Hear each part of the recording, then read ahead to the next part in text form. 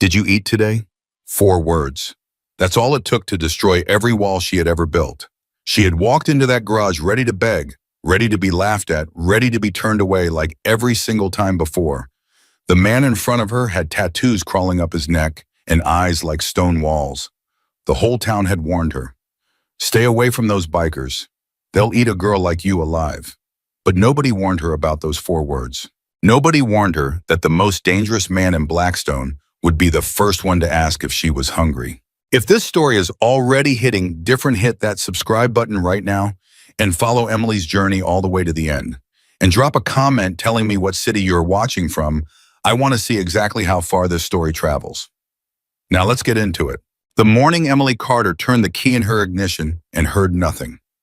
Not even a cough, not even a sputter, just dead silence. She didn't cry.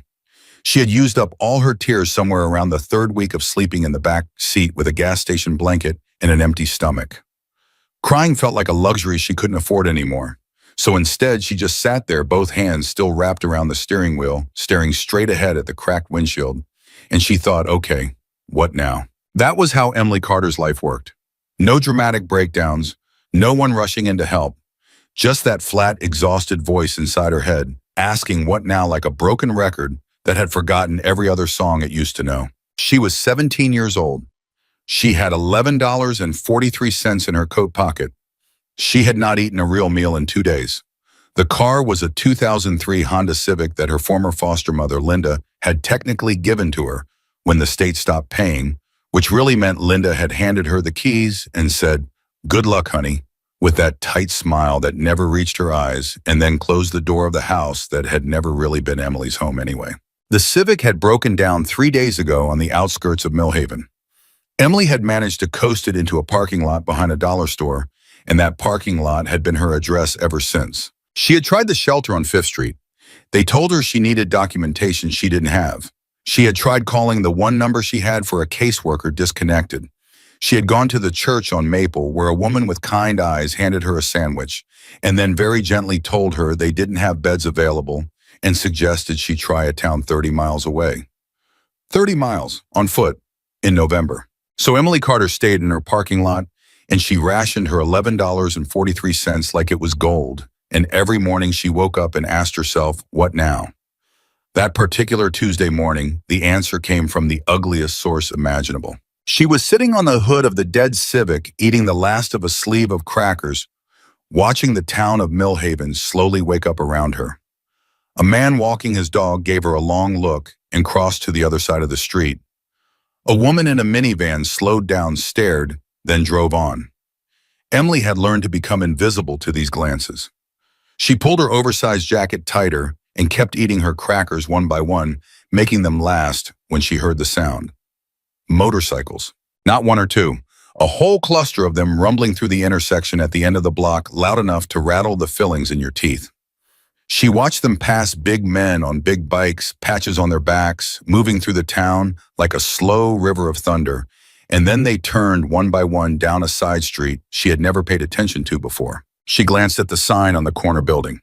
Blackstone Garage, Auto Repair and Restoration. The paint was peeling, the awning was torn. The parking lot out front had 3 rusted vehicles that looked like they hadn't moved since the Clinton administration. But taped to the window, half hidden behind a grease stain, and what looked like a year's worth of dust, was a small, handwritten sign. Help wanted. Cleaning. Daily rate. Emily stared at that sign for a long time. She thought about every warning she had absorbed in the 4 days she'd been drifting around Millhaven's edges. The woman at the dollar store checkout who had lowered her voice and said, "Stay away from those bikers at Blackstone, they're dangerous, honey." The man at the gas station who had shaken his head and said, "That garage has trouble written all over it." The shelter worker who had said, "Lord, don't you go anywhere near those Hell's Angels boys."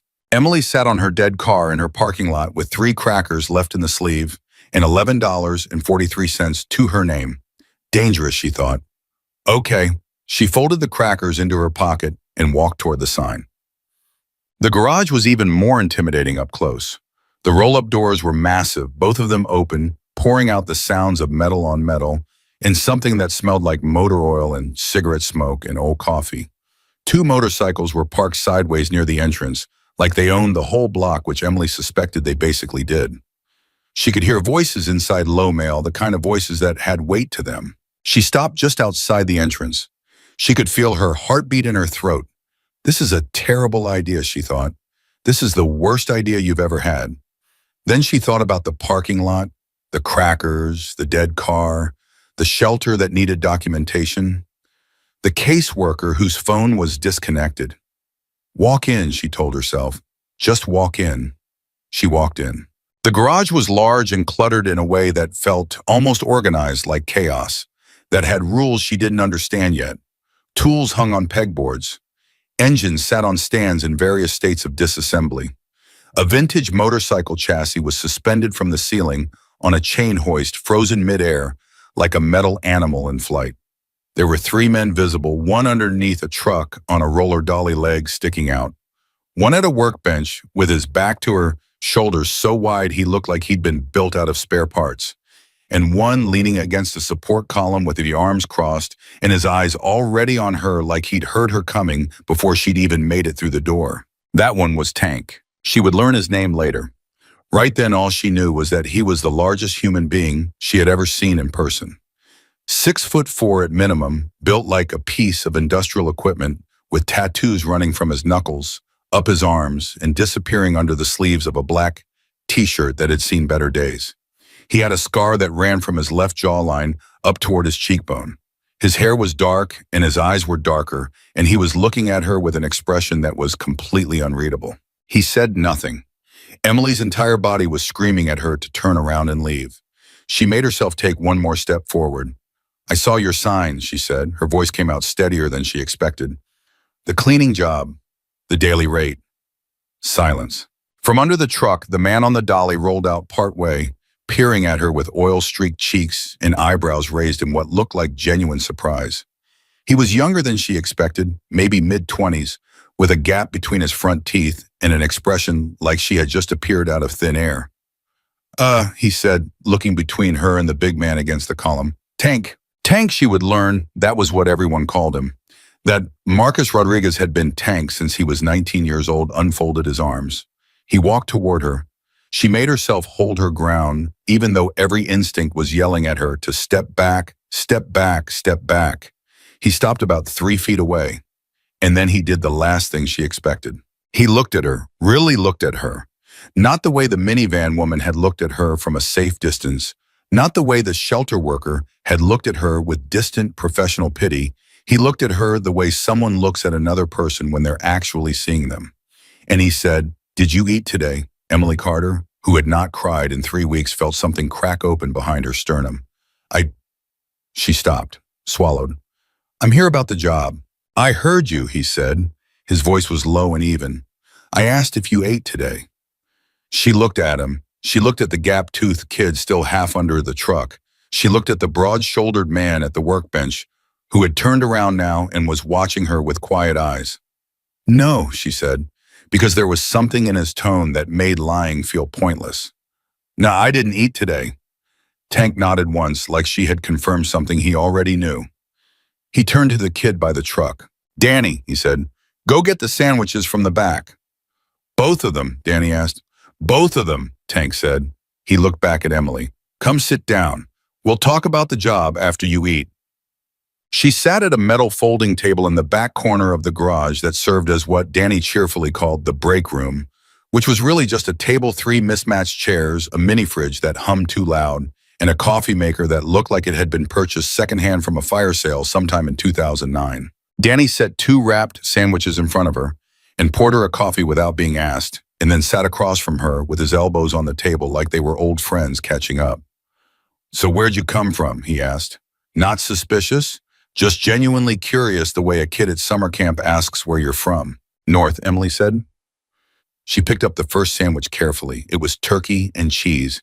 She made herself eat slowly, even though her whole body was vibrating with the need to inhale it.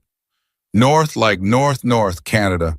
North, or like an hour away north." Danny, the broad-shouldered man, had appeared in the doorway. He was older than Danny, maybe late 30s, with a salt and pepper beard, and the kind of stillness that comes from a person who has survived enough that they don't feel the need to fill silence anymore. He was looking at Danny with a flat expression. Danny shut up. The man looked at Emily. Don't mind him, he was raised in a barn. I was not raised in a barn, Danny said indignant. I'm Big Jim, the man said to Emily, ignoring Danny entirely. He didn't offer his hand, just nodded like an acknowledgement of her existence. You said you're here about the cleaning job. Yes, Emily said. How old are you? She hesitated half a second. 18. Big Jim looked at her for a long moment with those quiet eyes. He didn't call her out on it, he just nodded again. Tank'll talk to you when you're done eating, he said. He doesn't hire without talking first. He disappeared back into the garage. Danny leaned forward immediately. He's not as scary as he looks, he said in a stage whisper. I heard that. Big Jim's voice came from somewhere in the garage. Danny winced. Emily almost smiled. It was the first time she had almost smiled in weeks, and it felt strange in her face, like a muscle she'd forgotten she had. Tank came and sat across from her when she'd finished both sandwiches and was on her second cup of coffee. He had a clipboard with what looked like a liability form on it, which surprised her. She had expected a lot of things from this man, but not paperwork. He set the clipboard down, but didn't push it toward her yet. What's your name? He asked. Emily Carter. Emily Carter, he repeated. Not mocking, just confirming, like he was filing it somewhere accurate. How old are you, Emily Carter? She looked at him. The lie she'd told Big Jim sat between them. 17, she said. Something shifted in his expression, not judgment, not alarm, more like confirmation of something he'd already calculated. You have family in Millhaven? No. You have family anywhere? The pause before she said no was answer enough on its own. Tank leaned back in his chair. It creaked under his weight. He looked at the table, then at her, and she could see him making some kind of decision behind those dark eyes. The cleaning job pays $40 a day, he said. Cash, 6 days a week. Hours are 8 to 4, but you can leave at 3 on Saturdays. You'd be responsible for the shop floor, the bathroom, the break area, and the front office. That's it. You don't touch any vehicles, any tools, any equipment, unless one of us specifically asks you to hand something. Emily nodded, her heart hammering. The work isn't glamorous, Tank said. It's a garage. It's going to be dirty and loud, and some days it's going to smell like things you don't want to think about. You got a problem with any of that? No, she said immediately. He held her gaze. Where are you staying? She held his gaze back. I'm figuring that out. That was the closest she could come to telling the truth without saying the words, I'm living in a dead car in a parking lot behind the dollar store. She watched his jaw tighten slightly. Not in anger she would come to understand later, but in the way it did when he was processing something he found unacceptable about the world. There's a room above the garage, he said carefully. It's not much, used to be storage. There's a cot and a space heater and a bathroom. We don't use it for anything right now. Emily stared at him. You don't have to. I know I don't have to, Tank said. His voice was firm but not unkind. I'm telling you, it exists. You want to use it while you're working here, you use it. It's part of the job. She looked at him for a long moment. She had been in enough situations where generosity came with a cost buried in the fine print, where people handed you something with one hand and reached into your pocket with the other. Why? She asked. He didn't look offended by the question. He just looked at her steadily and said, because nobody should be out in the cold when there's space available. That's it. She didn't entirely believe it was that simple.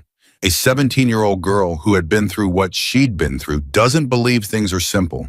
But she was cold, and she was tired, and she was out of crackers, and $11.43, and she looked at this enormous, scarred, tattooed man who had asked her if she'd eaten before he asked her name, and she thought, I am going to trust this one time. Just this one time. Okay, she said. Thank you. Tank pushed the clipboard across the table. Fill out what you can. Skip anything you can't answer.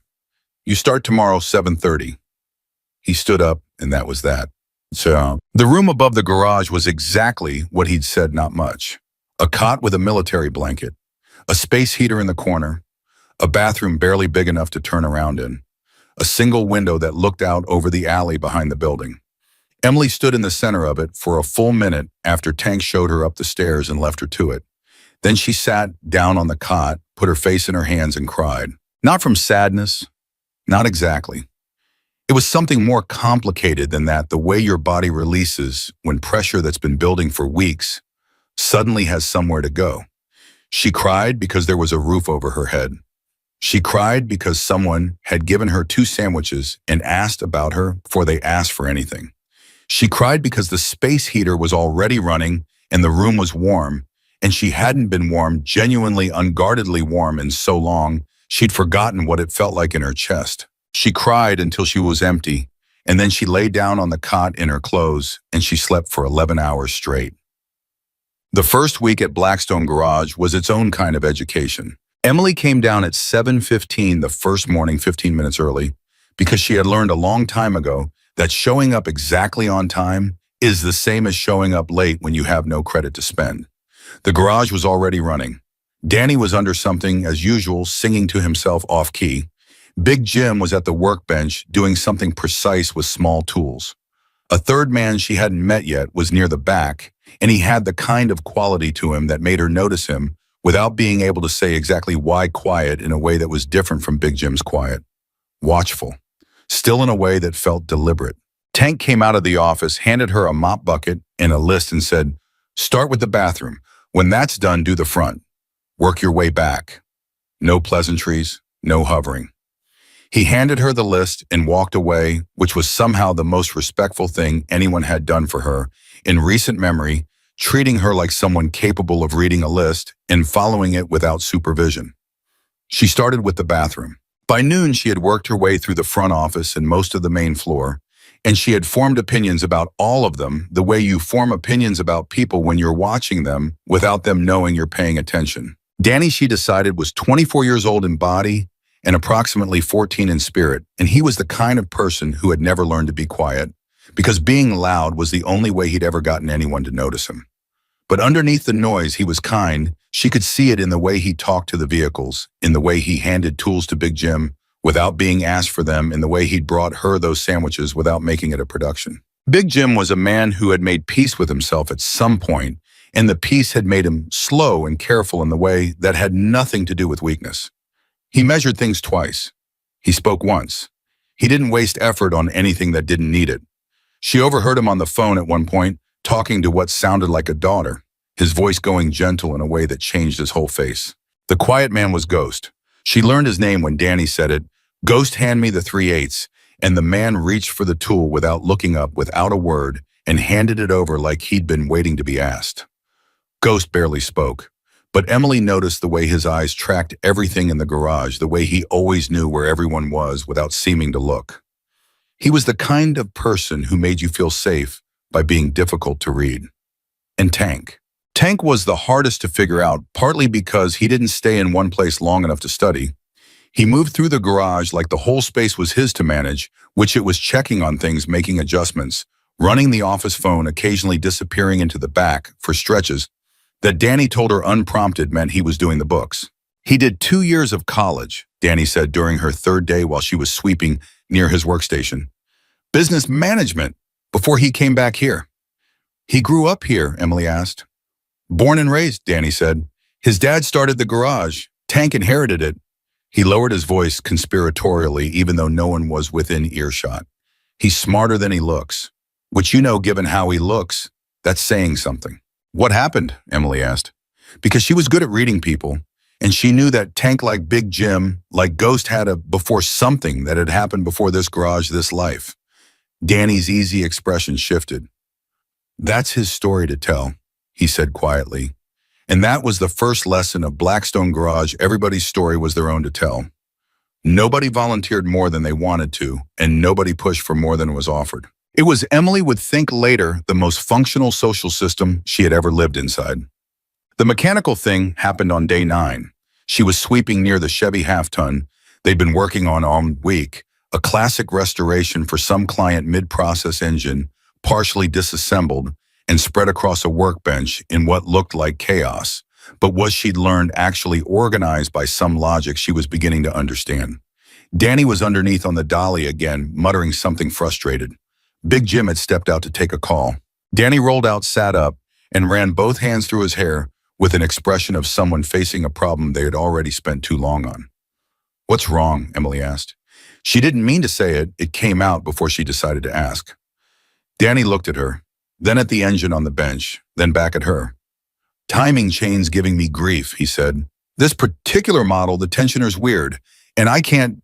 He made a gesture that was half frustration, half defeat. Emily looked at the engine components on the bench. She had never worked on a car in her life, but she had spent 3 weeks living in one, and before that she had spent years in foster homes where sometimes the only thing to do was read whatever was lying around, and what was often lying around were old car manuals, because foster families tended to hoard the strangest things, and Emily had always been the kind of person who read whatever was in front of her, whether she thought it would be useful or not. She set down the broom.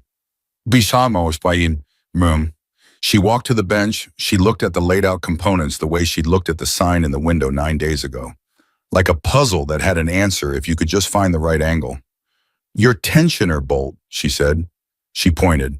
If it's the original hardware, it's supposed to be torqued to... She stopped herself. She looked at Danny sideways.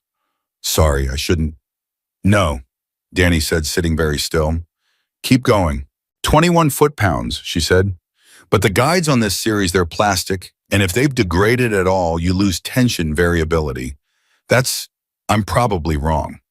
Danny stared at her, then he looked at the engine, then he looked at her again. Where did you learn that? Emily picked up her broom. I read a lot. From the doorway of the office, Tank's voice came quiet and even. She's right about the tension spec. Both of them looked up. Tank was leaning in the doorway, coffee in hand, watching with that unreadable expression. Check the guides, Danny. And he said, Danny checked the guides. The guides were degraded. It took him an extra hour to source the right replacement and 45 minutes to fit them. But when that engine turned over, when it caught and ran smooth and true, Danny let out a whoop that echoed off the garage ceiling. He pointed at Emily, who was sweeping the far corner and pretending she hadn't been listening. You, he said, you're not just a cleaner. I'm the cleaner, Emily said, but she was smiling. For the second time in Mill Haven, something in her face remembered how. Tank found her alone in the break room that evening after Danny and Big Jim and Ghost had headed out, writing in a small notebook she kept in her jacket pocket, not a diary, just a habit, words and diagrams and half-formed thoughts she'd carried for years. You've worked on engines before, he said. It wasn't a question. No, she said. I've read about them. There's a difference between reading and knowing, he said. You knew. She set down the pen. She looked at him. Is that a problem? No, he said. He sat down across from her. He rested his hands on the table, big scarred hands that built and fixed things. I want to ask you something, and I want you to tell me the truth if you can. She waited. How long have you been on your own? The question landed between them like something fragile. Since August, she said. His expression didn't change, but something behind his eyes did. Foster care, he said. She nodded once. He was quiet for a moment. Then, I'm not going to pretend I know what that was like, but I want you to know something. Whatever you were before you walked in here, that's yours. I'm not going to pry at it. But while you're here, while you're working here, he paused. This garage takes care of its people. That's the one rule I don't bend on. Emily looked at him. She was 17 years old and she had heard versions of that promise before from social workers and foster parents and teachers who had meant it right up until the moment it became inconvenient. She nodded. She said, okay. And this time, for a reason she couldn't have explained out loud, she believed it. It was on day 14 that she understood what Blackstone Garage really was. She had been watching long enough to see the patterns. The rotation of men who came through, not customers, not exactly men who came in the evenings and sat in the break room and drank coffee and talked in low voices. Young men mostly with that particular combination of wariness and directionlessness she recognized from her own face in mirrors. Ghosts seemed to run these conversations. Big Jim made the coffee. Danny cracked jokes at exactly the right moments to cut tension without dismissing it. She asked Danny about it on day 12, and Danny had gone quiet in an uncharacteristic way, and then said, Tank started it about 4 years ago after some things. We call it the shop. It's just a place for guys who don't have anywhere else to go, to figure things out. Is it a program? Not officially, no paperwork, no funding, no government, anything. He said the last word like it tasted bad. Just people, just the garage. Emily filed that away. On day 14, she was mopping near the break room when one of the evening visitors, a kid who couldn't have been more than 19 with a swollen eye and a jaw that he kept clenching like something hurt, started crying. Not loudly, just quietly the way people cry when they've been holding it so long it seeps out without permission. Nobody made a production of it. Ghost sat with him. Big Jim poured him coffee. Tank came out of the office and sat at the end of the table without saying anything. Just present, just there, a physical fact in the room that said, "You are not alone in this space." Emily mopped further down the hall and gave them privacy. But she stood there for a moment with the mop in her hands, and she thought, the whole town told me this place was dangerous. Not one of them told me it was this.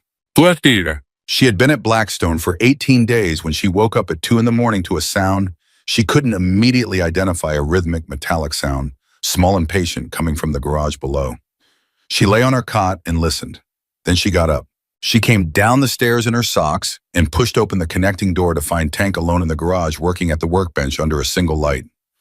He was working on something small, a carburetor, she realized, taking it apart piece by piece with a focus that was almost meditative. He heard her. He glanced up. She said, "You can't sleep either."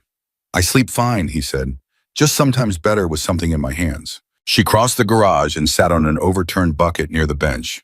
She watched him work. He didn't tell her to go back to bed. After a while, she said, "What happened to your dad?" He continued working. "Heart attack. 11 years ago, I was 23. "And you came back here?" "Had to," he said simply.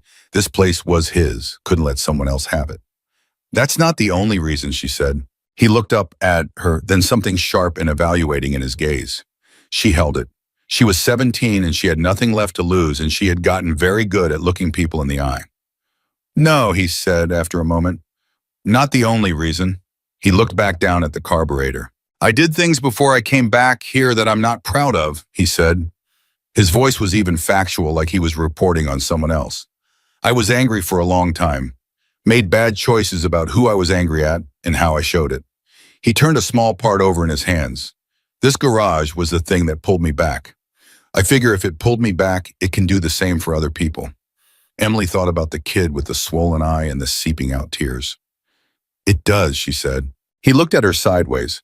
Something in his face shifted, not quite a smile, something quieter than that.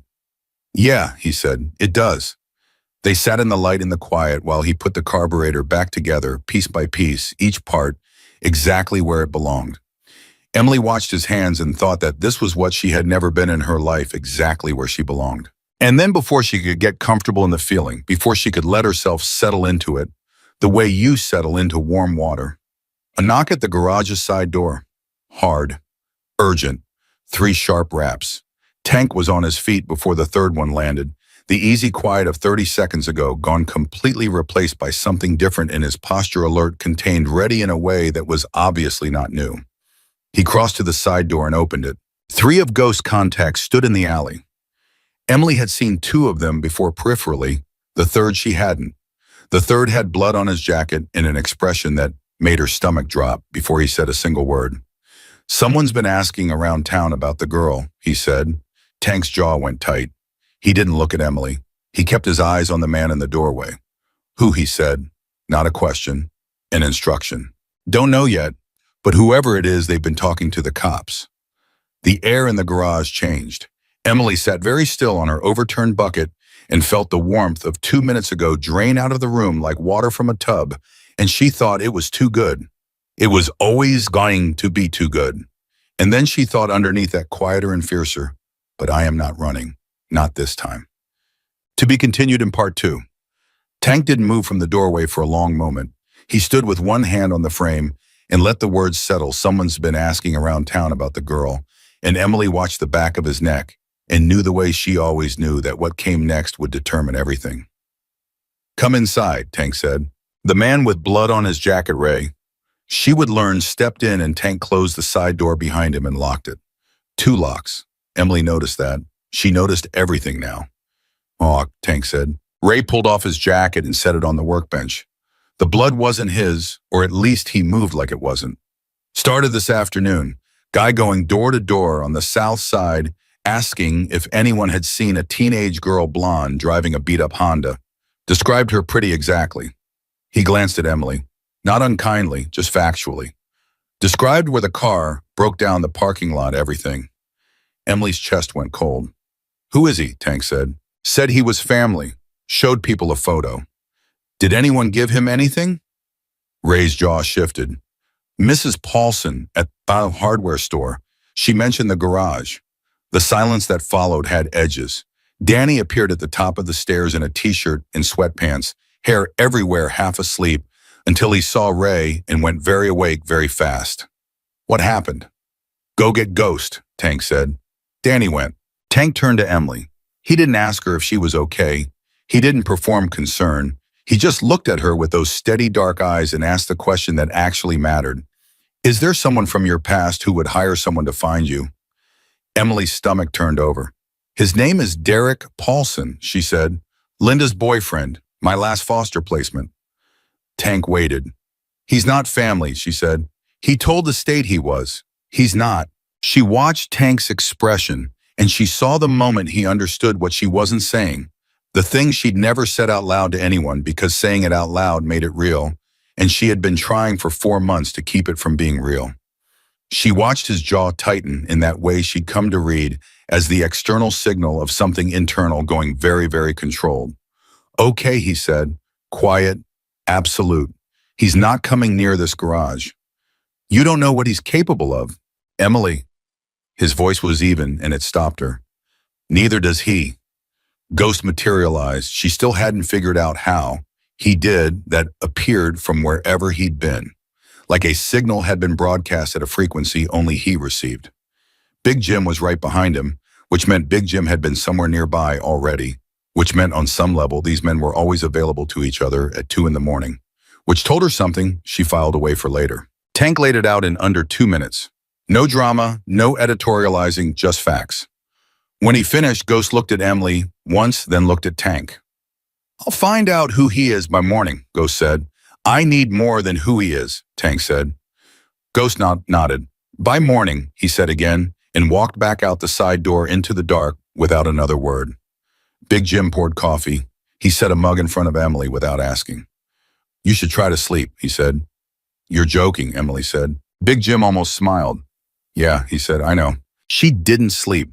She sat at the break room table with her coffee, and Big Jim sat across from her, and Tank disappeared into the office, and Danny sat beside her playing a game on his phone with the sound off, which was, she realized, his way of saying, I am staying here with you without making you talk about it. It was one of the kindest things anyone had ever done for her, and it came wrapped in such complete casualness that she could accept it without feeling like a charity case. At 4:17 in the morning, Ghost came back. He came in through the side door, sat down at the table, and opened his phone. He turned it face up so Tank, who had come out of the office when he heard the door, could see the screen. Derek Allen Paulson, Ghost said. 41. 2 priors, 1 for fraud, 1 for assault, both pled down to nothing. Lost his CDL 3 years ago, has been receiving foster care support payments for 3 placements over 6 years. He paused. Current placement closed in August when Emily aged out. Payments stopped. He needs something, Tank said. There's an outstanding debt, Ghost said. $48,000. Personal loan. Lender is not a bank. Emily stared at the table. The numbers connected in her head in a way that made her feel sick. $48,000. Linda's boyfriend. Payments stopped in August. She thought about the way Derek had looked at her sometimes across the kitchen table at Linda's house, calculating like she was a number on a spreadsheet and he was trying to work out the math. He's not trying to find me because he misses me, Emily said. No, Ghost said. He needs to file something, claim something.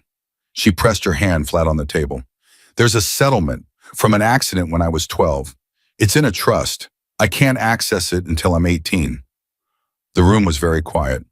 But a legal guardian could petition to access it early, Tank said slowly. If they could prove I was a dependent in their care, Emily said. If they could prove I'd never left voluntarily. She looked up. If they could claim I'd run away, which I did, technically. Danny said very quietly, that son of a... Danny, Big Jim said, I'm just saying, I know what you're saying. Big Jim looked at Emily. How much is in the trust? I don't know exactly. My caseworker told me once it was enough to matter. She swallowed. She said I should protect it. Tank stood up. He looked at Ghost. Can he file anything while she's legally in the county? Depends on how he does it, Ghost said.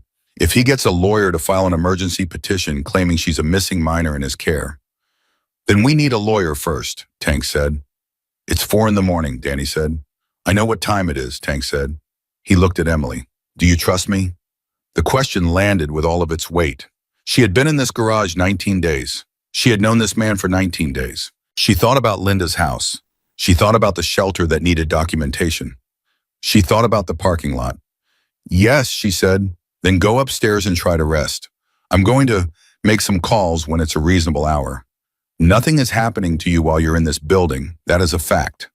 She looked at him for a long moment. Then she stood up and picked up her coffee mug. Tank, she said. He looked at her. Thank you, she said. It wasn't enough. She knew it wasn't enough.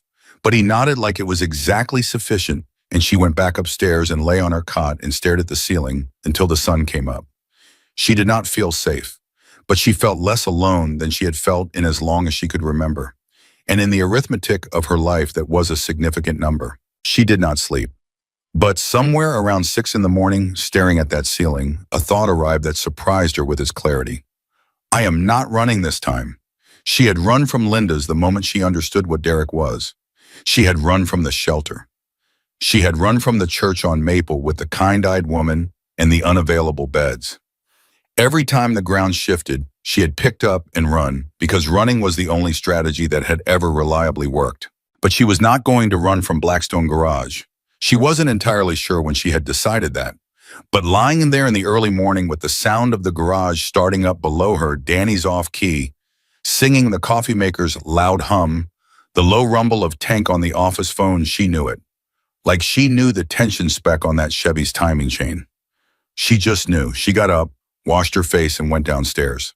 By 8 o'clock, the garage was running as if nothing had happened, which was its own form of statement. Danny was under a vehicle. Big Jim was at the bench. Ghost had vanished again.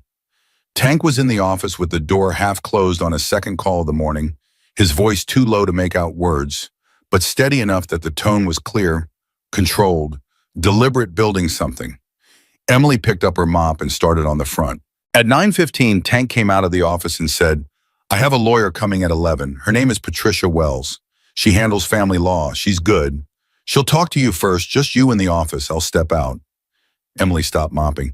You're paying for a lawyer. I'm calling in a favor, Tank said. Don't make it into something it's not. It's a big favor. I've done bigger ones for her, he said simply. Are you going to let her help you or not? Yes, Emily said. Obviously, yes. Good, he said. He started to walk back toward the office, then stopped. He turned back halfway. Emily, he doesn't know for certain you're here. He has a lead, not a confirmation. You haven't done anything wrong. I want you to remember that before you go into that meeting. She looked at him. He's going to say I ran away. Technically you did, Tank said, but there's a lot of space between running away and what he's going to try to claim. He paused. Patricia will explain the difference, and then she's going to help you document the truth. He went back in the office. Emily stood with her mop and breathed one breath at a time like she'd learned to do in the harder moments. Just the next breath. Just the next moment. Don't let the whole weight fall on you at once. You okay? Danny's voice came from under the vehicle he was working on. I'm fine, Emily said. A pause. Then from under the car, you're allowed to not be fine, you know. We're not going to think less of you. She didn't say anything for a moment. Then I know. She didn't know, actually, not yet, but she was beginning to. Patricia Wells arrived at 10:55, 5 minutes early, which told Emily something. She was a black woman in her late 40s with natural hair and reading glasses pushed up on her head, and the kind of presence that said, I have been the most competent person in every room I've ever entered, and I am tired of having to prove it. She came in through the front, shook Tank's hand, looked at Emily once with an expression that was professionally neutral and privately sharp, and said, Is there somewhere we can talk? They sat in the office, just the two of them, for 40 minutes. Patricia asked questions the way a surgeon cuts precise, purposeful, nothing wasted. She did not react to anything Emily told her, which was more comforting than any amount of visible sympathy would have been, because it communicated that nothing Emily said was beyond her capacity to handle. When Emily was finished talking, Patricia made several notes, removed her reading glasses from her head, and put them on properly and looked at Emily over the frames. Okay, she said, here's where you stand. You were a legal minor in foster care who left a placement without authorization. That is technically a status violation, not a crime. More importantly, Derek Paulson was never your legal guardian. Linda Maurer was. He has no standing to file as a guardian. However, she lifted one finger. If he files a missing persons report in your name and law enforcement finds you before we can establish your current situation, it creates complications. What kind of complications? The kind that take time to untangle. And time is what he's counting on. The longer this sits unresolved, the closer you get to turning 18 and the closer you get to being able to access that trust yourself and making his claim completely moot. Emily frowned. So he needs to move fast. Very fast, Patricia said, which means we need to move faster. She closed her notepad. I'm going to file an independent status petition on your behalf today. It'll establish you as a non-dependent minor with legal capacity to make decisions about your own residence. It won't be bulletproof immediately, but it creates a paper trail that counters anything he tries to file. She looked at Emily steadily. I'm also going to need your caseworker's name and last known contact information, the name of your original social worker, and any documentation you have related to the trust. I have almost nothing, Emily said. He went through my things before I left.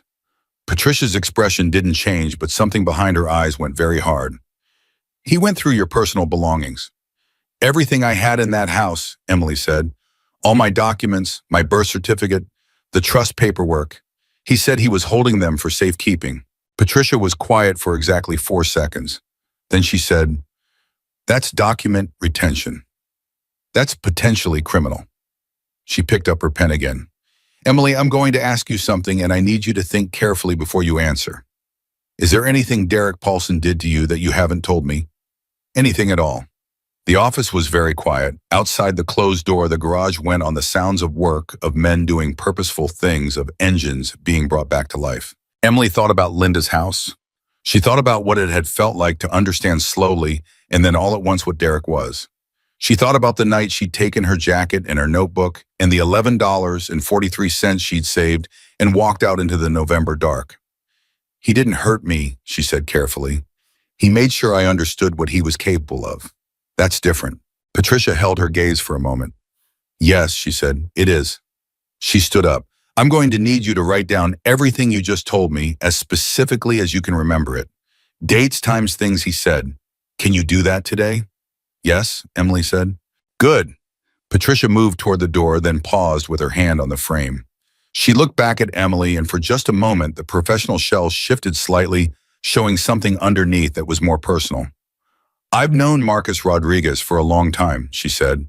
He doesn't ask for favors for people he doesn't believe in, just so you know. She opened the door and walked back into the garage, and Emily sat alone in Tank's office for a moment, looking at the walls covered in invoices and schedules, and a small frame photo she hadn't noticed before. Tank younger, standing next to an older man with the same jaw and darker eyes, both of them looking at the camera with identical expressions of unsmiling pride. She looked at that photo for a long time. Then she picked up the pen Patricia had left on the desk, found a blank piece of paper, and started writing. She wrote for 2 hours. She wrote everything. Every date she could pin down, every specific word she could remember. Every small, deliberate thing Derek had done to make sure she understood her position in that house. Not daughter, not ward, not even a person, really, just an asset with a timeline attached. She wrote it in the same flat, factual voice she used when she talked to herself in her head, the one that had learned to report events without drowning in them. And by the time she was done, her hand ached, and there were 9 pages of small, careful handwriting on the desk. She went and found Patricia, who was drinking coffee with Tank near the front of the garage and speaking in the shorthand of 2 people who had known each other through enough difficult things to not need full sentences. Emily handed Patricia the pages. Patricia flipped through them, her expression professionally neutral, her reading glasses on. She reached the last page. She looked up. This is thorough, she said. I have a good memory, Emily said. I can see that. Patricia tucked the pages into her bag. I'll be in touch by end of day. She looked at Tank. Keep her here and keep her visible to the people in this building. Don't let her be alone out on their property until I get the petition filed. Not planning on it, Tank said. Patricia left. Tank turned to Emily.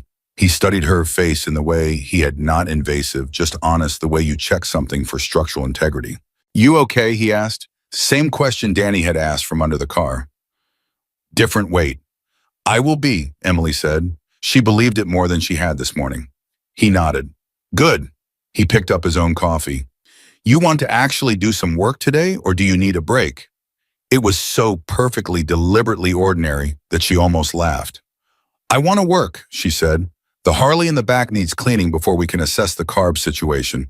You know where the solvent cloths are? I know where they are, she said. She went to find the solvent cloths. It was 3:30 in the afternoon when Danny, completely unprompted, set a wrench in her hand. She had been watching him work on the Harley assessment for 20 minutes. Not meaning to watch, just finding herself watching the way she always found herself watching when something mechanical was being figured out. The problem was in the fuel delivery. She could see it in the way Danny was approaching. It could see what he was circling without landing on yet. He set the wrench in her hand and stepped back. I'm not a mechanic, she said. I know, Danny said. What do you think the problem is? She looked at the Harley. She looked at the components Danny had exposed. She looked at the position of the petcock in the wheels and the bowl on the carb, and she said slowly, your needle valve, it's not seating properly. The float level's off. It's going to run rich and eventually flood. Danny looked at Tank, who had appeared at some point and was leaning against the support column with his arms crossed, watching. She's right again, Tank said. She's always right, Danny said. He didn't sound annoyed. He sounded like a person discovering that a situation they thought they understood is actually more interesting than they realized. I'm reading patterns, Emily said. I don't actually know how to fix it. I just see what's wrong. That's diagnostics, Tank said. That's half the job. He looked at her steadily.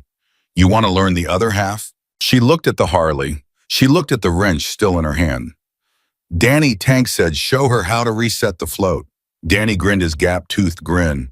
Yes, sir, he said with completely unironic enthusiasm, and pulled up a stool beside the Harley and started talking, and Emily stood next to him with the wrench and listened with her whole body the way she'd only ever listened to things that mattered. Somewhere around the third step of Danny's explanation, Ghost appeared in her peripheral vision and stood watching without commenting, which she had learned was Ghost's version of paying a compliment.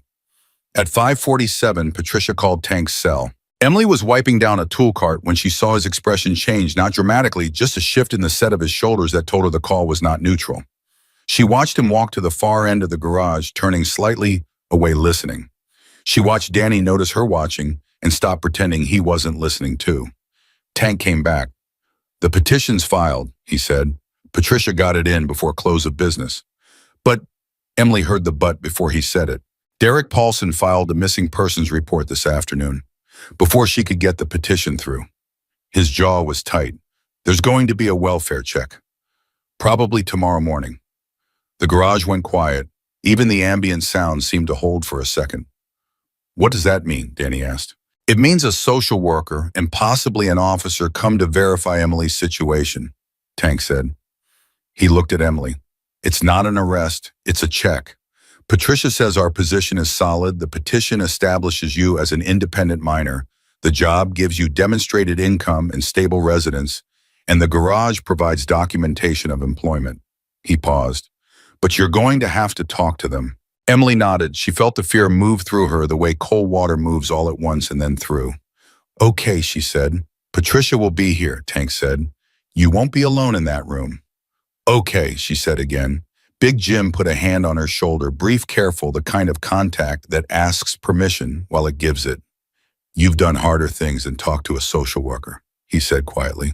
She knew she had. She thought about November nights in a parking lot and crackers rationed across 2 days and the weight of a world that had looked at her and decided she didn't need anything from it. She thought about Tank's voice at 2 a.m. This garage takes care of its people. I know, she said. But that night, after Danny and Big Jim and Ghost had gone, after Tank had finally turned off the lights in the office and gone up to whatever space he occupied above the back half of the building, Emily sat on her cot and opened her notebook and wrote one line in the center of an empty page. I am not what happened to me. She had read that somewhere once in one of the random books in one of the random homes, and it had meant nothing to her, then felt like something stitched on a decorative pillow by someone who had never actually been tested by what happened to them. It meant something different now, not because her situation had improved, not because the welfare check wasn't coming in the morning, or because Derek Paulson had given up, or because the fear in her chest was gone. It meant something because she was still here, because she had walked into this garage with $11 and change and a body shaped entirely by survival instinct, and something in her had looked at this strange broken place full of scarred men and said, here, not safe, not solved, not finished, but here. She closed the notebook. She turned off the lamp. She lay in the dark and listened to the sounds of Millhaven settling around her distant traffic wind, at the window the deep structural silence of the garage below. And she thought very specifically about the float level on a carburetor, about the way a small component improperly seated creates a cascade of problems that look like something else entirely until you trace them back to the source. You find the source, Danny had said. You fix the source. Everything downstream corrects. She was still thinking about that when she finally slept. She did not know, lying there in the dark, that in the morning the world was going to try very hard to take all of this away from her. She did not know that the welfare check was going to arrive with company she hadn't anticipated. A face she recognized, a presence from before that would split this fragile new ground right down the middle. She did not know any of that yet. What she knew in her last conscious moment before sleep took her was that she had a wrench in her hand and someone who had shown her how to use it. For the first time in a very long time, that felt like enough. The morning after Tank came home from the hospital, the garage did not open. That had never happened before. Not once in the 4 months Emily had been at Blackstone. The garage opened at 7:30 every single morning, including the Saturday Tank had 102 fever, and Danny had to physically block the door to keep him from going downstairs. The garage opening was as reliable as sunrise, and its not opening hit Emily in the stomach like a cold fist when she came downstairs at 7:15 and found the roll-up doors still down and Ghost standing at the front window with a coffee mug and an expression she had never seen on him before. "How bad?" she asked. Ghost turned from the window. 3 broken ribs, concussion. They hit him from behind. His voice was absolutely level in the way that meant something underneath it was not level at all. He refused to stay overnight. "Of course he did," Danny said from the break room doorway. His voice had none of its usual color. He looked like someone had turned a dial in him down to almost nothing. Big Jim was at the table with both hands wrapped around a mug, not drinking from it, just holding it. "He's upstairs," he said to Emily. "He asked for you." She went upstairs. Tank was sitting on the edge of his cot. She had never been in his space before, and she registered it peripherally without dwelling on it, just a room like hers, but larger with more books, and a drafting table against one wall covered in what looked like garage schematics. He was sitting carefully the way people sit when a wrong movement costs them. His left eye was swollen to a slit.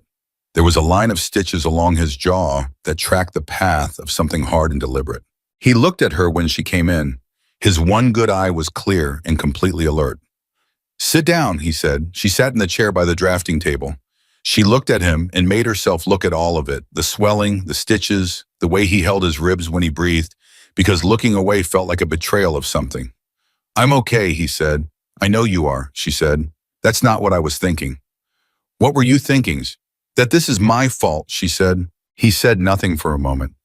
Outside, a car passed on the street below, and she could hear the garage sounds quiet, subdued, the men moving around each other in that particular silence that meant everyone was thinking the same thing, and nobody was ready to say it. "No," Tank said. "This is Vargas's fault, and it's going to be dealt with. They told you to get rid of me." "They told me a lot of things," he said. He shifted slightly and held his ribs again with one arm, involuntary, and she saw him register the involuntary movement and decide not to be frustrated by it. "They've been trying to push this garage out for 2 years. You were the excuse this time.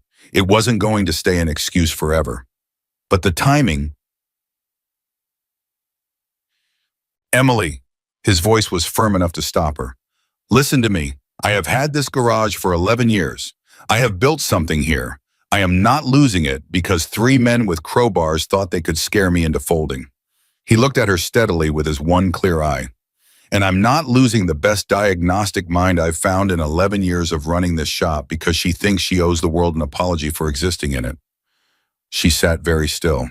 Patricia called this morning, he said. The civil case they filed against the garage, she's found something. She's coming at noon. I need you at that table. I'll be there, Emily said. Good. He started to push himself to standing, and she was up before she thought about it. One hand out, and he looked at the offered hand and then at her and took it without comment, using it as a brace without making it into anything. He stood. He let go. Thank you, he said, simply. You fed me sandwiches before you knew my name, she said. We're not close to even.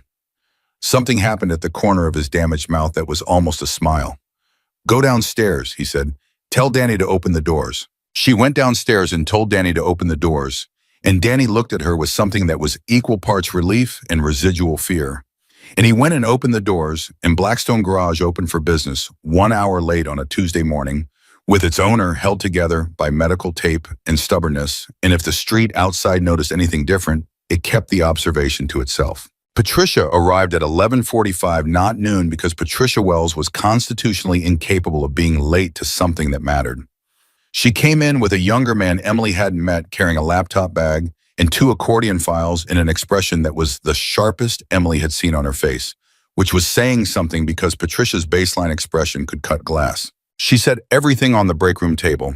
She looked at Tank, cataloged his injuries with one quick professional sweep, made no comment on them, and opened the first accordion file. Vargas Automotive filed their civil complaint 4 days ago, she said, claiming Blackstone Garage engaged in predatory business practices, specifically poaching their clients and engaging in price manipulation in a shared service territory. She paused. It's nonsense. We all know it's nonsense. But nonsense with a lawyer attached to it can do significant damage while we're busy proving it's nonsense, which is exactly what they're counting on. She looked around the table. Tank, Emily, Ghost, Big Jim, Danny. What they did not count on is that nonsense leaves tracks. She opened the laptop and turned it toward them. My associate, Marcus. She nodded at the younger man, who nodded back. Spent the last 72 hours going through every public filing, every court record, every business registration connected to Vargas Automotive and its parent LLC. She let that sit for a second. Vargas Automotive is a shell. Danny blinked. A what? The garage is real, Patricia said. The business is operating, but the entity that filed this lawsuit against you is a subsidiary of a holding company registered in Delaware with a registered agent that doesn't answer phones and an address that's a UPS store. She clicked something on the laptop. That holding company has been named in 3 previous civil actions in 2 other states. 2 settled out of court. 1 went to judgment. The plaintiff won the LLC, dissolved overnight, and the principals opened a new entity the following week. Ghost leaned forward slightly. For Ghost, that was the equivalent of jumping to his feet. They've done this before, he said.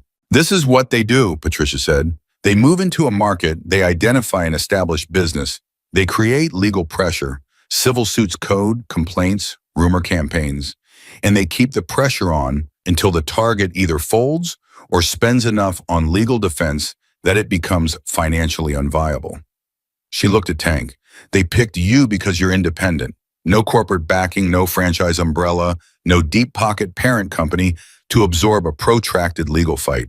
What they're also doing criminally, Marcus said, leaning in, well, it's not subtle. The assault on Mr. Rodriguez, Tank's jaw tightened at the formal phrasing, but he didn't interrupt, follows a pattern. 2 of the other targets reported vandalism and intimidation before their cases settled.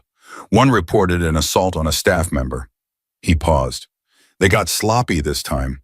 1 of the men involved in last night's incident has a prior connection to a Vargas employee. We found the link through social media, which they apparently didn't think to clean up. The room was very quiet. Emily was watching Tank's face. She was watching him process this, the shape of it, the fact that this was larger than 1 garage in 1 town, that Blackstone had been selected the way a predator selects prey, which meant the attack on him last night wasn't personal in the way she had been carrying it. It was business. It was a machine doing what machines do. She saw the moment that understanding shifted something in him from reactive to strategic. What do we need, Tank said, to take this to a prosecutor? Patricia looked at him with something close to satisfaction. That's exactly the right question, she said. Here's what we need. What they needed was documentation, linkage between the holding company and the prior actions, testimony from at least one of the previous targets, physical evidence connecting the men who assaulted Tank to Vargas's organization, and a prosecutor willing to look at an assault on a biker garage owner as something worth pursuing, which Patricia said flatly was going to be the hardest part. Because of who we are, Big Jim said. Not bitter, just accurate. Because of the optics, Patricia said, matching his tone. Which is why Emily is important. Everyone looked at Emily. She had known this was coming. She had felt it building since Patricia said, and Emily is important, had felt the sentence arriving before it arrived the way she felt mechanical problems before she could name them. The civil suit names the garage, Patricia said, but the rumor campaign that preceded it, the accusations they've been spreading around town, the things that brought police attention to this location, those center significantly on Emily's presence here. An underage girl in a biker garage, which they have been characterizing in the most inflammatory terms available to them. Her eyes were on Emily, direct and clear.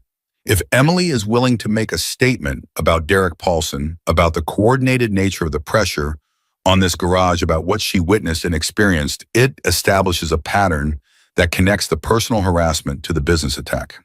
They used Derek, Emily said. We believe Paulson was approached, Marcus said carefully. Someone fed him information about your whereabouts and encouraged the missing persons report. It created noise around the garage at exactly the right time. He looked at his laptop. Paulson's debt is held by an entity we're still tracing, but the early indicators are suggestive. Emily sat with Fu for a moment.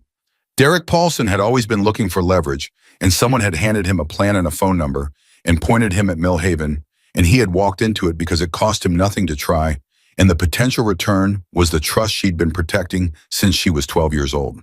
She thought about the 9 pages she'd written in Tank's office. She thought about Patricia's expression reading the last page. I'll make a statement, Emily said.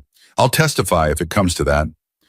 Emily, Tank started. I'm not asking permission, she said. Her voice came out steady. She looked at Tank and she saw him register that and recalibrate. You told me this garage takes care of its people. I'm one of its people. This is how I take care back. The table was quiet. Ghost said very quietly, good. Big Jim put his hand on the table near hers, not touching, just near. Danny was looking at her with an expression so open it was almost hard to look at directly. Tank looked at her for a long moment, then he looked at Patricia. What's the timeline? I can have a meeting with the DA's office by end of week, Patricia said. Emily's statement, combined with what Marcus has pulled, combined with the assault charge, if we land this right, we're not just defending a civil suit, we're making a criminal referral. And the civil suit, Big Jim asked. We file a motion to dismiss based on the fraudulent corporate structure and request expedited discovery. If the LLC is what we think it is, it won't survive a subpoena. She closed the accordion file. But I want to be clear about something. This is going to get louder before it gets quieter. When we push back this hard, people like this push harder. You need to be prepared for that. She looked at Tank when she said it. Tank looked back at her with the expression of a man who has been prepared for things his entire life and is tired of being told to prepare. We'll be ready, he said.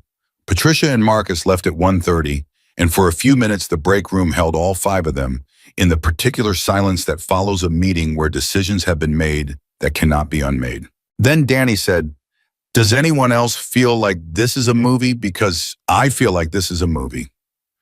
Danny, Big Jim said, I'm serious. We have a fraudulent LLC, a connected assault, a trust fund angle, and Emily is going to testify in court. That is a movie. It's not a movie, Ghost said.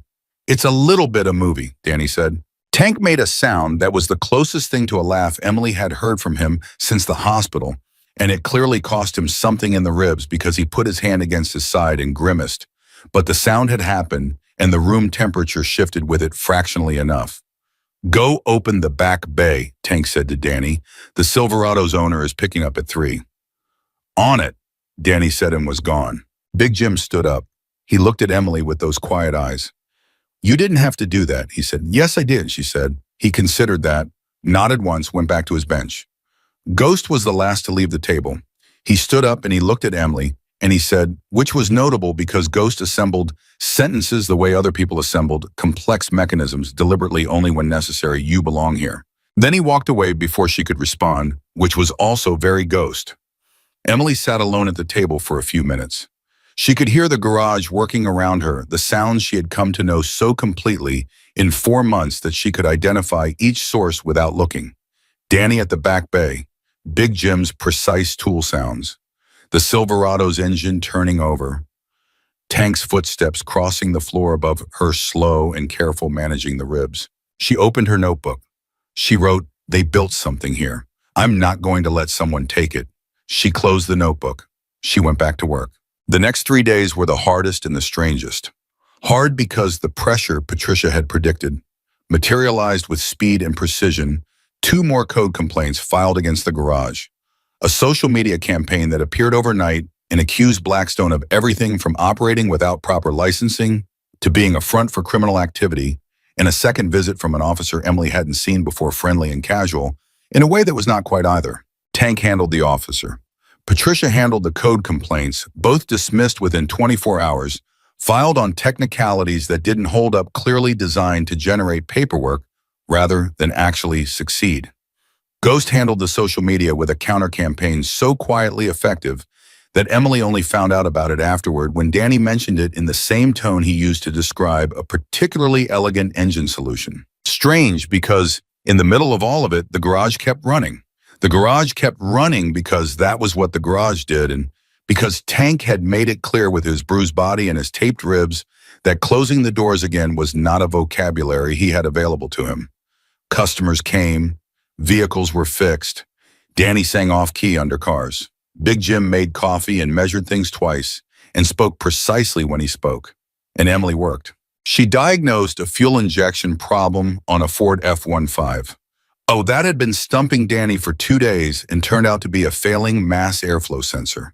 She rebuilt a carburetor, her first solo rebuild, Danny supervising, but not touching his hands in his pockets, the entire time his expression radiating a very particular kind of pride that he managed not to make embarrassing. She fielded her first customer question, a woman in her 60s who came in for an oil change and mentioned that her car was making a noise, and Emily listened to the description and said, "Sounds like your heat shield's loose on the exhaust," and was correct, and the woman looked at her with genuine surprise and then said, "Good for you, honey," in a way that landed somewhere it wasn't expected to land, and stayed there. On the evening of the 3rd day, Patricia called. Emily was alone in the garage, everyone else had gone. Tank included the first night he'd gone up to his own space before midnight since the hospital, when her phone rang and Patricia's name came up on the screen. She answered. "We have a meeting with Assistant D.A. Reeves tomorrow morning," Patricia said. 9 o'clock, I need you there. Emily's heart picked up its pace. "Okay. Bring the notebook. The 9 pages you wrote in Marcus's office." A pause.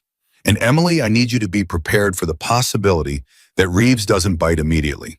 DAs are political animals. He's going to look at this and see a biker garage and a runaway minor, and he's going to need a reason to override that default reading." "What's the reason?" "You," Patricia said. "You're the reason.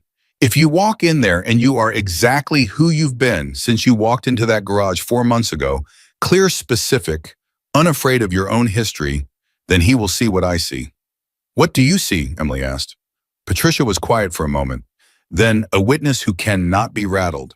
That's rarer than you think." She paused. 9 o'clock. Don't be late." She hung up. Emily stood in the quiet garage holding her phone. She looked around at the space, the tools on their pegboards, the motorcycles in their positions, the chain hoist holding the latest project in suspension. She looked at all of it, and she thought about what Ghost had said. "You belong here."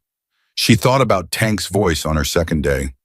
"This garage takes care of its people." She thought about what she had understood slowly, and then all at once over 4 months, which was, this family is not the people who are required to keep you. Family is the people who choose to, and you know they've chosen because when the cost of choosing gets real, when there are lawyers and lawsuits and crowbars involved, they don't revise the choice. They show up with accordion files and bad coffee and hands steady enough to hand you a wrench in the middle of a crisis. She went upstairs. She got her notebook. She sat on her cot and she read through the 9 pages she'd written in Tank's office, And then she turned to a fresh page and wrote her statement for the DA.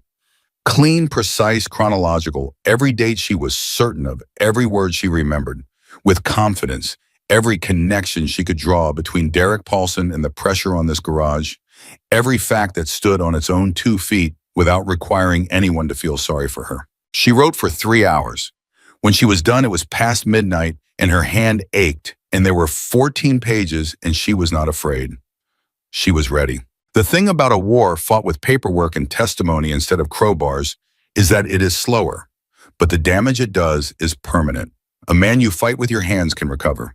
A case built correctly brick by brick from a 17-year-old girl's careful memory and a lawyer's 72 hours of forensic accounting and a garage's 4 months of documented legitimate business that case does not recover from. That case goes in a file. It follows. It accumulates interest. Emily Carter was 17 years old and she had nothing left to lose except what she had found, and what she had found was worth every word she was about to say. Tomorrow morning, she would walk into a government building in the same jacket she'd worn the day she walked into Blackstone Garage, with her notebook and her 14 pages in her clearest voice, and she would tell the truth, and the truth was going to be enough. She turned off the lamp. She lay in the dark. From somewhere below, she heard the deep, settling sound of the garage around her structural patient, the sound of something built to last, and she closed her eyes and breathed, and she was still. Assistant D. A. Reeves was a man who had learned to read people the way mechanics read engines quickly, by sound and feel, looking for the thing that didn't run right. He sat across from Emily in a conference room that smelled like old coffee and fluorescent lighting, and he looked at her the way people look at things they haven't decided the value of yet. Patricia sat on Emily's left. Marcus sat on Patricia's left with the laptop and the accordion files. Tank was in the waiting room outside because Patricia had made the call correctly. Emily understood that his presence in the room would give Reeves an excuse to look at something other than the girl in front of him. Reeves looked at Emily's 14 pages. He looked at Patricia's documentation. He looked at Marcus's forensic trail through the Delaware LLC and its history of targets. Then he looked at Emily. "You're 17, he said. "Yes," Emily said. "And you've been employed at Blackstone Garage for how long?" 4 months and 12 days, Emily said. He looked at her steadily. "Miss Carter, I want to ask you something, and I want you to answer it exactly as you'd answer it to a jury. Not to me, not to your attorney, to 12 people who know nothing about you. Can you do that?" "Yes," she said.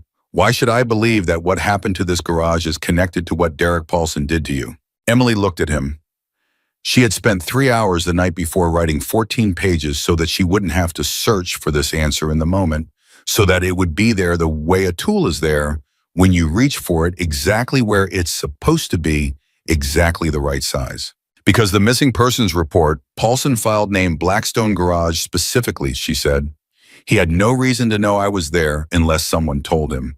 Someone told him because creating a story about a teenage girl in a biker garage was more useful to them than just filing a business complaint.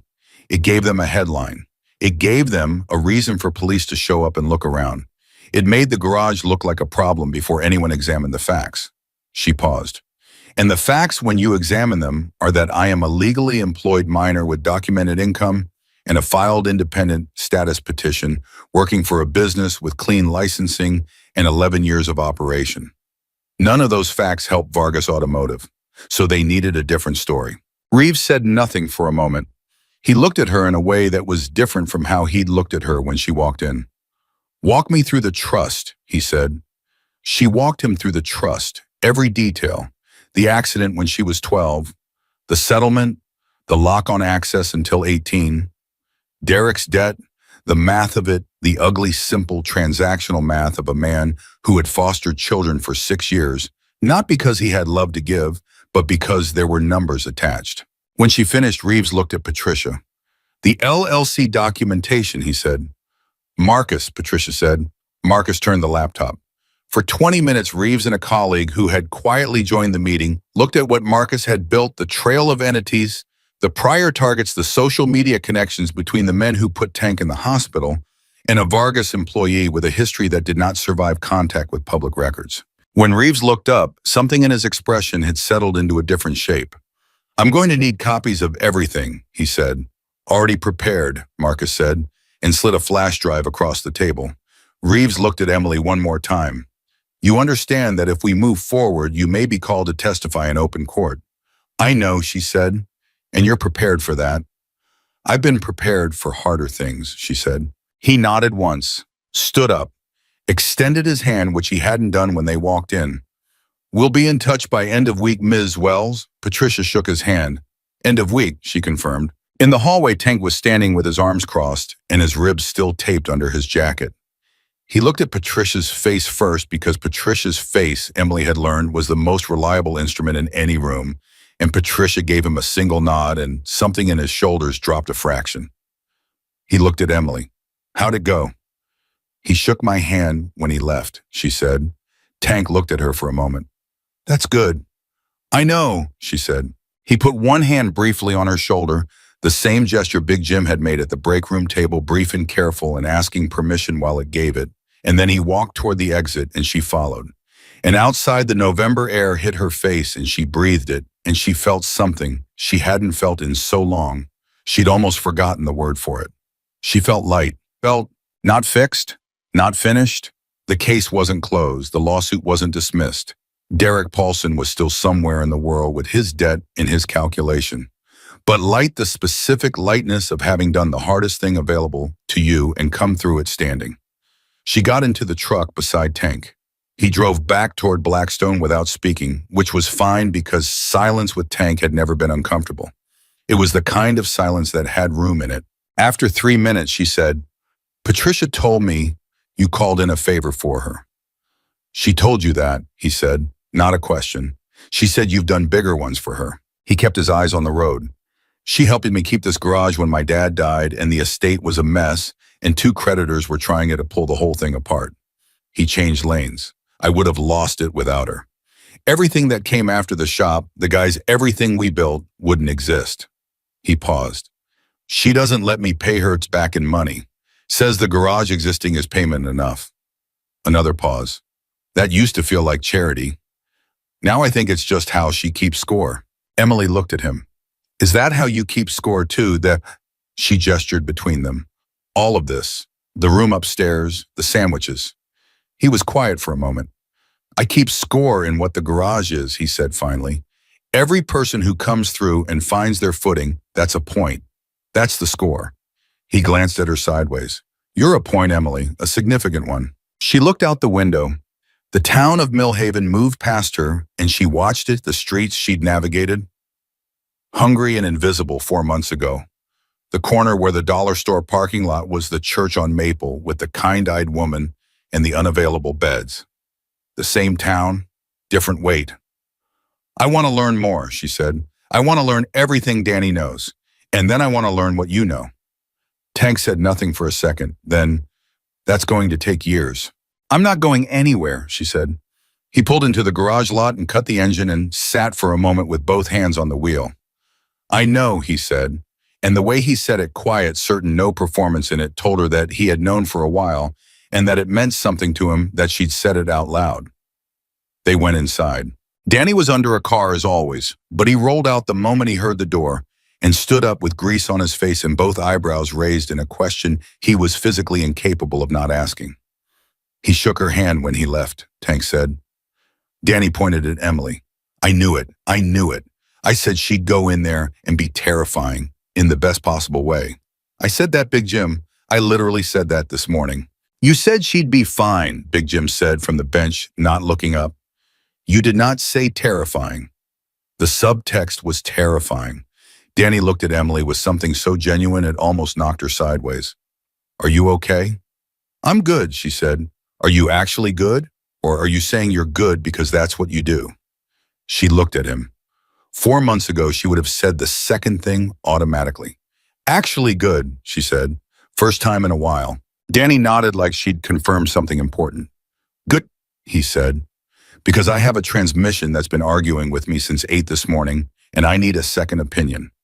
She grabbed her jacket from the hook. She had a hook, or her own hook, between Danny's and the one Ghost never used, because Ghost's jacket was always either on him or nowhere, and she went to look at the transmission. Ghost appeared at 4 in the afternoon with news that arrived in his characteristic economy of words. Paulson dropped the missing persons report. Everyone stopped.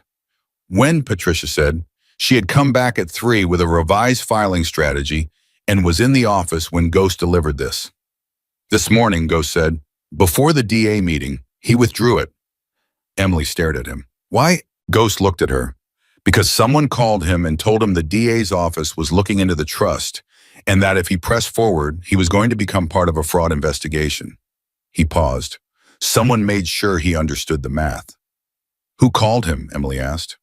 Ghost said nothing. Ghost. She looked at him directly. You needed it handled, he said. Simply, without apology. Tank said from the office doorway, Ghost. It's done, Ghost said. It's clean. Paulson isn't a problem anymore. He looked at Tank with those watchful eyes. He was never the real problem. Tank held his gaze for a moment. Then he nodded once. Emily looked at Ghost, this quiet, watchful man she had spent 4 months being slightly uncertain about whose depths she had understood she was not going to fully map in any reasonable time frame. And she said, thank you. Ghost looked at her. For Ghost, what happened next was extraordinary.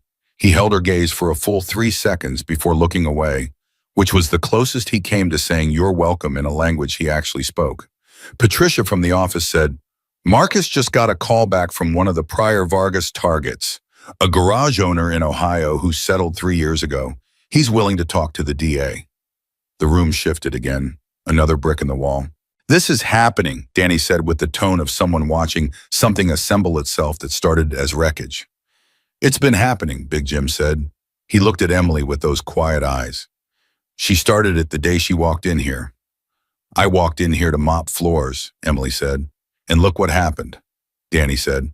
What happened next took 6 weeks.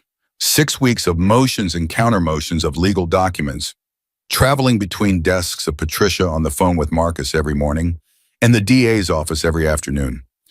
The Vargas civil suit hit the expedited discovery motion and stalled. Their attorneys filed for extensions, and Patricia opposed everyone, and a judge named Harlow, who had seen this particular LLC pattern before, moved through the docket with the energy of someone who had developed a personal objection to people wasting her court's time. The criminal referral went to a grand jury in week 4. The Ohio garage owner gave his statement in week 5. In week 6, the roll-up doors of Blackstone Garage were open on a Thursday morning when Patricia walked in with Marcus in a printed email that she set on the break room table in front of Tank without preamble. Tank read it. He read it again. Case dismissed, he said. Voluntarily, Patricia said.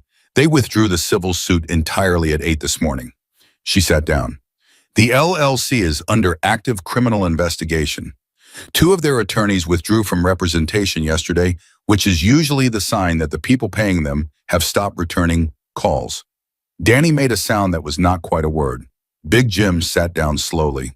Ghost stood in the doorway and said nothing, which in Ghost language meant good. Tank looked at the email for another moment. Then he looked up at Emily, who was standing at the end of the table with her hands in her jacket pockets. He said, You did this. We did this, she said immediately. No, he said.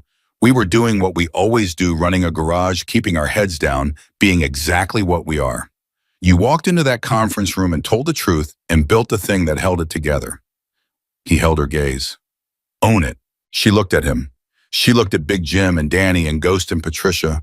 She looked at the garage around her, the tools on their pegs, the engines in their states of progress, the chain hoist with its latest project, the hook on the wall with her jacket hanging on it, the break room table with 5 mismatched chairs, and a coffee maker that still hummed too loud. Okay, she said. She let herself own it, the weight of it, the shape of it. 6 weeks of testimony and truth-telling and 14 pages written past midnight with a hand that ached. 4 months of learning this place and being learned by it the first day, and the sandwiches and the question, did you eat today, that had cracked something open in her and let the rest follow. She owned it. Good, Tank said. He stood up.